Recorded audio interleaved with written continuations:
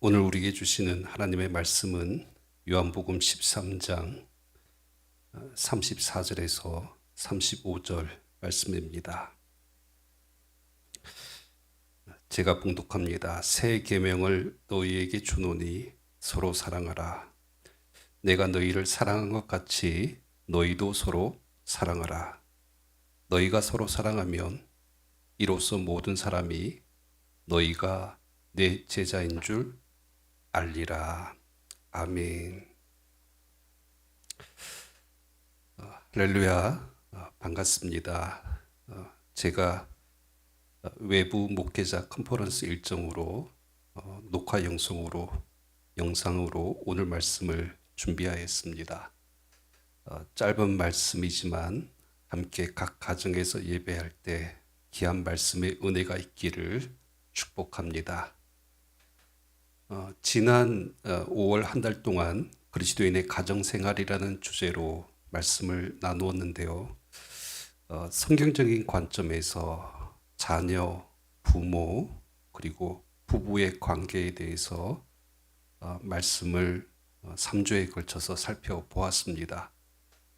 그동안에는 좀 다분히 신학적이고 이론적인 부분들만 나눈 것 같아서 오늘은 좀 구체적이고 우리 삶과 가정에서 적용할 수 있는 실제적인 부분을 좀 함께 나눠보려고 합니다.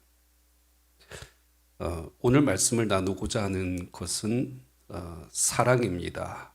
좀 더 세부적으로 말을 하면 사랑의 언어에 대해서 함께 살펴보려고 합니다.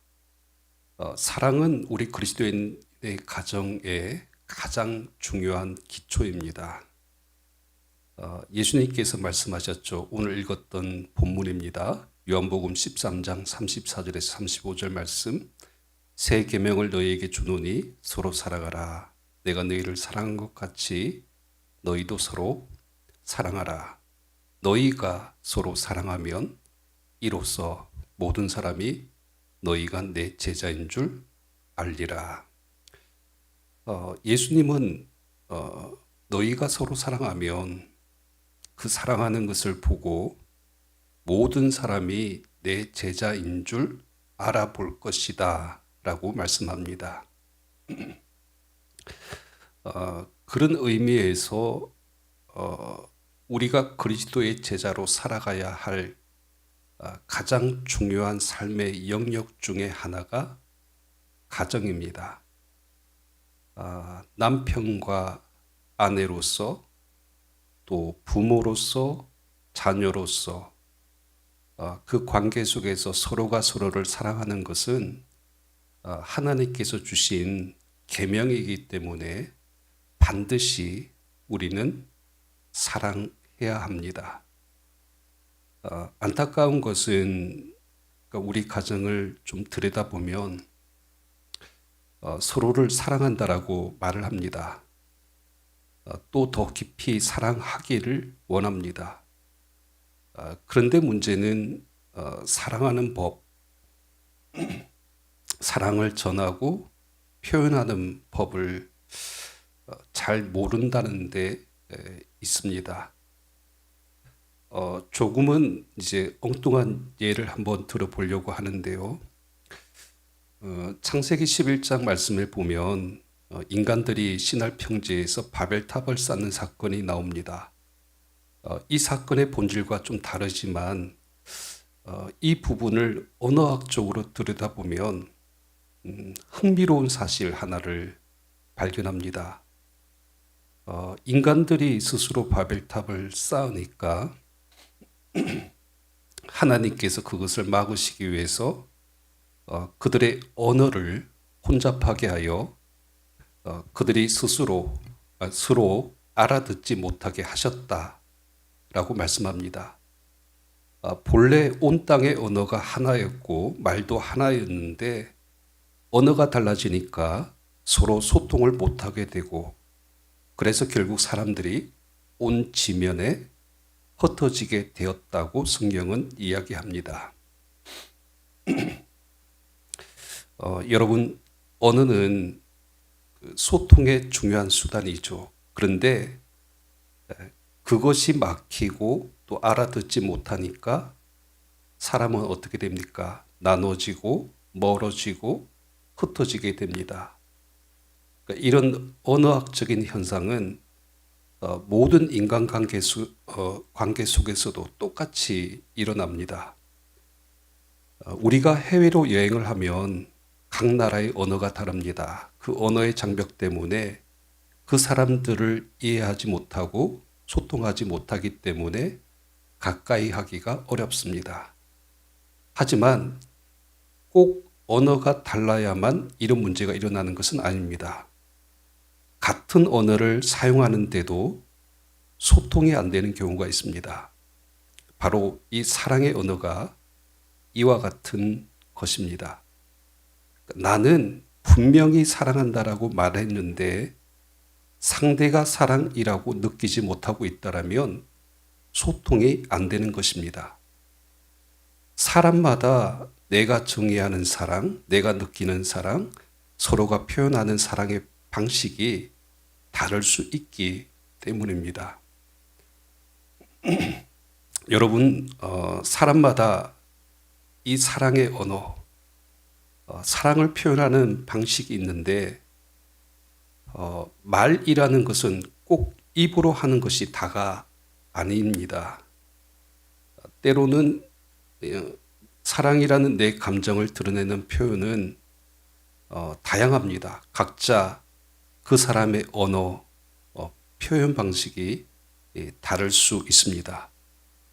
우리가 사랑을 하면서 사랑을 느끼지 못하는 이유는 우리가 서로 다른 사랑의 언어를 사용하기 때문입니다. 결국 사랑의 언어가 다르면 소통하지 못하고 그로 인해 가정이 또 가족 간의 관계가 깨어지고 나눠지고 멀어지게 되는 것입니다. 사랑을 확실하게 전달하는 법은 상대방이 사랑을 느끼는 사랑의 언어로 말을 하는 것입니다. 그래서 이제 중요한 것은 내 아내가, 내 남편이, 내 자녀와 부모가 사랑을 사랑으로 느끼게 해주는 그 사랑의 언어를 구사할 수 있어야 합니다. 마치 우리가 외국어를 배우듯이 내 가족이 원하는 사랑의 언어를 배우고 그 언어를 하기 위해서 노력해서 익혀야 되는 이런 과정이 있어야 되는 것입니다. 오늘 여러분들에게 화면에 띄워드렸지만 좋은 책을 하나 좀 소개하려고 합니다. 지금도 이제 기독교 서적 중에 항상 1, 2위를 하고 있고 베스트셀러로 전 세계에서 40개 언어로 번역되고 영어판만 1000만 부 이상 판매된 이 5가지 사랑의 언어라는 책이 있습니다. 40년 동안 기독교 상담자로 결혼한 가정에 대해서 상담 활동을 해왔던 이 게리 체프만 목사님이 쓴 책인데 굉장히 유익한 책입니다. 꼭 한번 읽어보시기를 추천드리는데 이 시간에 이 책을 중심으로 여러분의 사랑의 언어를 진단하는 몇 가지 짧은 진단의 내용들을 함께 좀 살펴보려고 합니다. 이 책에 따르면 사람마다 사랑의 언어가 있는데 5가지가 있다고 합니다. 첫째는 인정하는 말, 둘째는 함께하는 시간, 셋째는 선물, 네 번째가 봉사, 5번째가 스킨십입니다. 여러분 먼저 말이 중요합니다. 그러니까 사랑한다면 말해줘야 합니다. 말하지 않으면 모릅니다. 특히 입으로 말을 하되 굳이 사랑해 라는 표현을 하지 않더라도 사랑하고 있다고 느끼게 하는 말들이 있습니다. 바로 인정하는 말이죠. 상대방의 존재와 그 모든 행위에 대해서 칭찬해주고 세워주는 말, 또 그 사람에 대해서 감사하는 말을 하는 것이 중요합니다. 아내가 식사를 준비하면 밥을 먹을 때 꼭 맛있다라고 칭찬해 주어야 합니다. 작고 사소한 말이지만 그 말을 듣는 아내는 내가 사랑받고 있다라고 생각을 합니다. 남편이 일을 마치고 집에 들어오면 하루 종일 애쓰고 수고했다라고 고맙다고 말을 해 주십시오. 자녀들이 하는 사소한 말과 행동과 그 모든 것들을 관심 있게 지켜보다가 잘했다라고 칭찬하고 격려해 주십시오. 그렇게 인정하는 말이 그 사람에게는 내가 당신에게 관심을 가지고 있고 나는 언제나 당신을 응원하고 있고 나는 언제나 당신의 편이라는 것을 나타내는 사랑의 언어가 되는 것입니다. 솔로몬은 잠언 18장 21절에서 죽고 사는 것이 혀의 힘에 달려 있다라고 말씀합니다. 그러니까 말이 사람을 죽이기도 하고 살리기도 한다는 것이죠. 이것은 가족 안에서도 마찬가지입니다. 그러니까 우리는 늘 가족을 세우고 살리는 말을 해야 되는 것입니다. 특히 대부분의 한국 남자들은 인정 욕구가 강합니다. 그래서 이제 남자들은 대부분 자신의 자존감을 높여주고 인정하는 말이 이 사랑의 언어인 경우가 많습니다. 아내가 남편을 자녀들 앞에서 칭찬해주고 또 그 말로 권위를 세워줄 때 남편은 내가 존중받고 있다라는 사실을 느끼고 또 아내로부터 그 사랑을 느끼게 되는 것이죠. 두 번째로 이제 남자와 달리 여자들 같은 경우 좀 사랑의 언어가 조금 다른 것 같습니다. 비록 이렇게 말을 하지 않더라도 그냥 옆에 있어주고 함께 있는 것만으로도 사랑을 느낍니다. 그 사람의 사랑의 언어는 함께하는 그리고 함께 보내는 그 시간이 사랑의 언어인 것이죠. 요즘 우리 가족들을 보면 참 바쁩니다. 함께 모일 시간이 없어요. 그래서 식사를 함께 한 자리에서 하는 것도 어렵습니다. 오랜만에 가족들이 외식을 하러 갔는데 요즘 그렇게 이제 외식하러 나온 그 식당의 가족들의 모습을 보면 좀 안타깝게도 뭐 이런 모습들이 있더라고요. 각자 핸드폰만 보면서 아무런 대화도 없이 그렇게 이제 밥만 먹는 가족들, 이런 모습들을 심심치 않게 봅니다. 여러분, 중요한 것은 너무 바빠서 또 오랫동안 같이 하지 못하지만 그 짧은 시간이라도 함께 할 때 그 시간에 서로에게 집중하고 서로의 눈을 마주치면서 함께 무언가를 공유한다는 것, 이것이 중요하죠. 우리가 흔히 내가 가장 어렵고 힘들 때 나를 떠나지 않고 친구처럼 옆에 있어 주기만 해도 그것만으로 좋지 않습니까? 마찬가지입니다. 가족들이 친구가 되어줘야 되는 것이죠.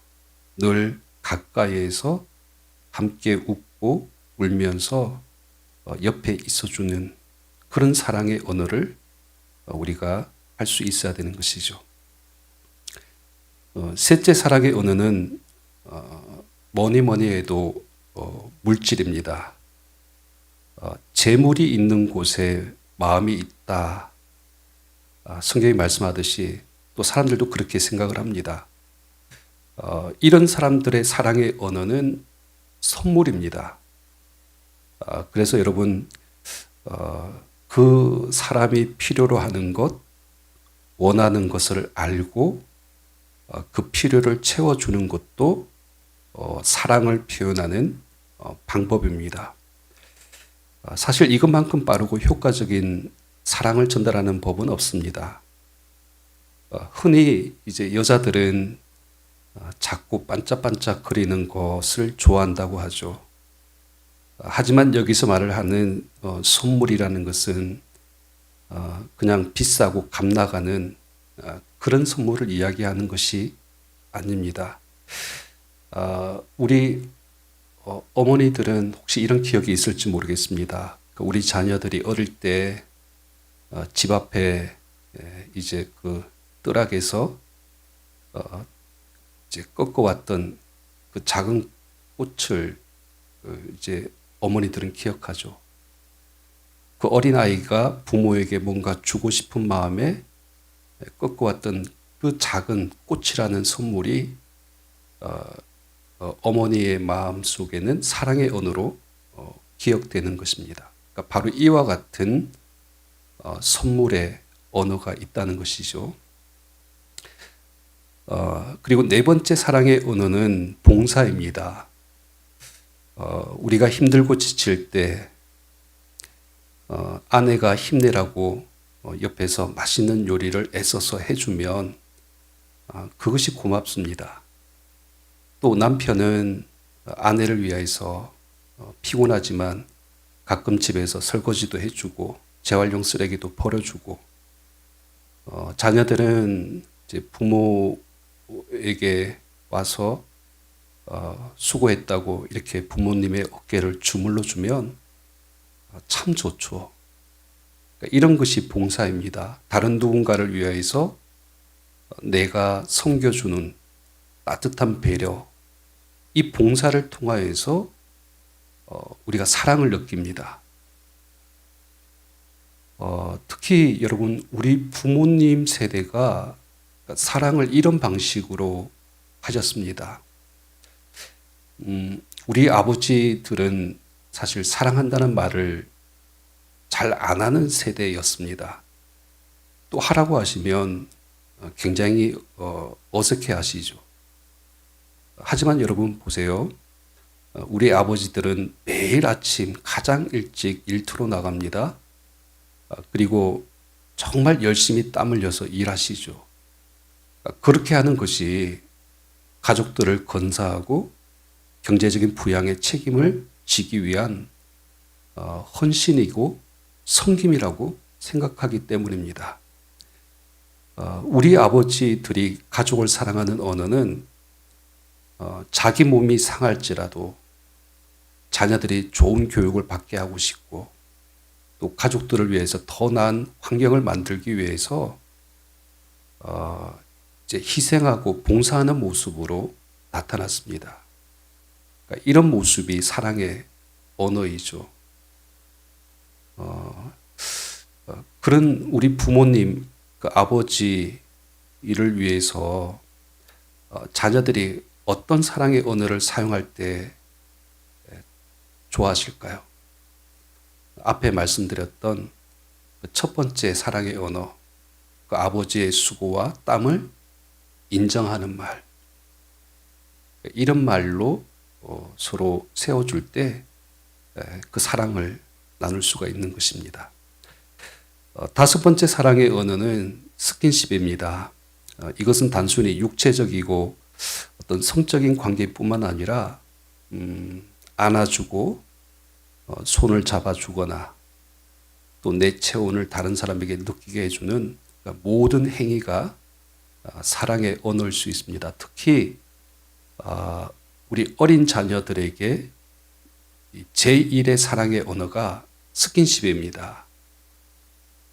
여러분 자녀들은 부모와 접촉을 통해서 뇌의 자극을 받는다고 하죠. 그러니까 뇌는 그 자극을 받으면 이제 해석을 합니다.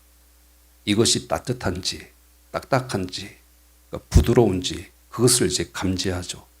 그리고 그 느낌을 통해서 부모가 자신을 사랑하고 있다라는 이 사실을 알게 된다고 합니다. 그러니까 이제 모든 이런 육체적인 스킨십의 이 모든 행위들 자체가 바로 서로의 사랑을 표현하는 또 다른 하나의 언어라는 것입니다.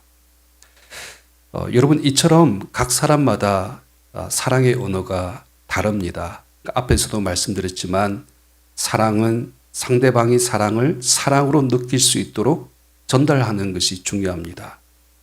그래서 내 가족이 어떤 사랑의 언어를 가지고 있는지, 말에 민감한지, 함께 있는 시간을 좋아하는지, 선물인지, 섬김인지, 아니면 스킨십인지 정확하게 진단하고 그 사람이 필요로 하는 사랑의 언어로 표현해 주는 것, 이것이 중요하다는 것입니다. 조금은 심리학적이고 상담학적인 말씀으로 이제 오늘 말씀을 전했는데요. 이제 말씀을 정리하면서 이 부분을 다시 성경적으로 좀 정리해 보려고 합니다. 여러분, 사랑에 대해서 가장 유명한 말씀은 사도 바울이 쓴 고린도전서 13장 사랑장이죠.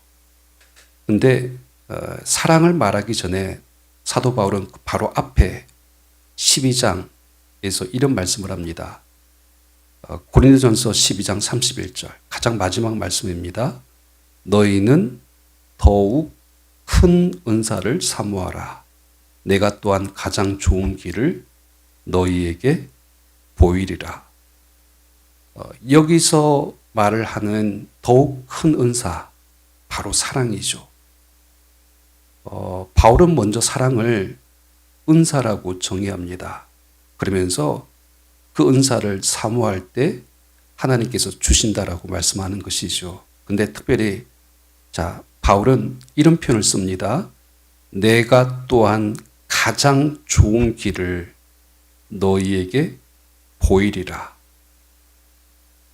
이 말씀의 의미가 뭡니까? 바로 더욱 큰 은사, 오직 그 사랑만이 교회 공동체이든 아니면 우리 가정 공동체이든 가장 좋은 길, 가장 유익이 되는 결과를 가져올 수 있다라는 그런 뜻입니다.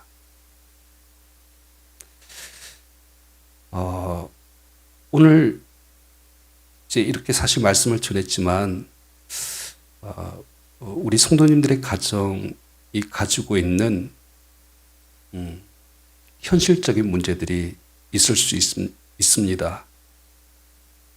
이미 오랜 시간 동안 가족 간에 상처받을 대로 상처받았고 관계들은 이미 깨어졌고 또 분노와 원망만 가득하여서 이 관계를 회복하기에는 너무 늦어버린 것 같은 그런 가정도 있을 수 있습니다. 그리고 또 잘못된 선택을 한 가정이 있을 수 있죠. 근데 여러분, 오늘 그 책을 읽다가 제가 들어온 하나의 문구가 있는데요. 바로 이 말입니다.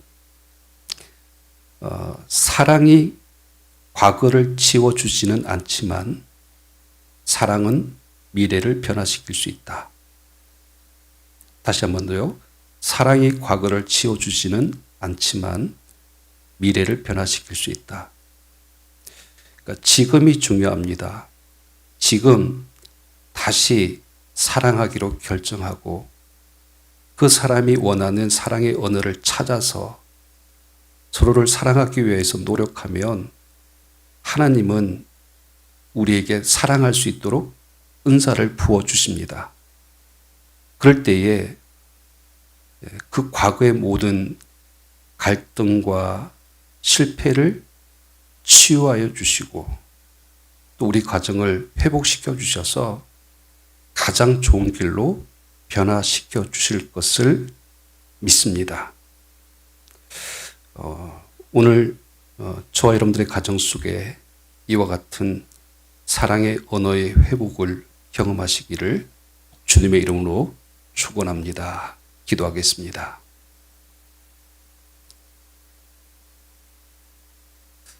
하나님, 우리 가정에 사랑이 회복되기를 원합니다. 더욱 큰 은사인 사랑을 사모하라고 말씀하셨사오니 사랑의 은사를 우리에게 부어 주시옵소서. 사랑의 언어가 회복되기를 원합니다.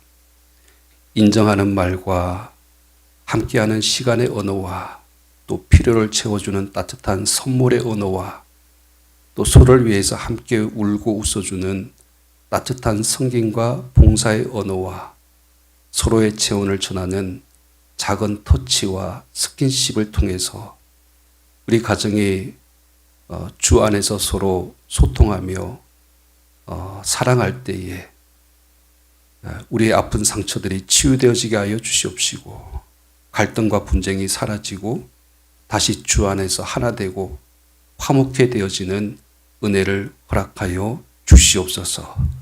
오직 사랑만이 우리 가정 공동체를 가장 좋은 길로 인도하고 유익하게 하여 주실 것을 믿습니다. 우리 세들의 모든 가정 공동체가 다시 살아나고 사랑으로 회복되어지는 은혜를 허락하여 주시옵소서. 우리 모든 세들의 성도들, 믿음의 지체들 각기 흩어져 있지만 그 가정을 주님께서 늘 돌보아 주시고 그들의 일터와 생업의 터전과 또 먼 타지에 흩어져 있는 주의 자녀들을 하나님의 능력의 손으로 지켜 주시옵소서. 우리의 모든 삶의 출입을 주님께서 주장하여 주시옵시고 우리가 있는 모든 삶의 자리에서 주님과 함께 동행하는 복된 우리 세들의 성도들 되게 하여 주시옵소서. 예수 그리스도의 이름으로 기도하옵나이다. 아멘.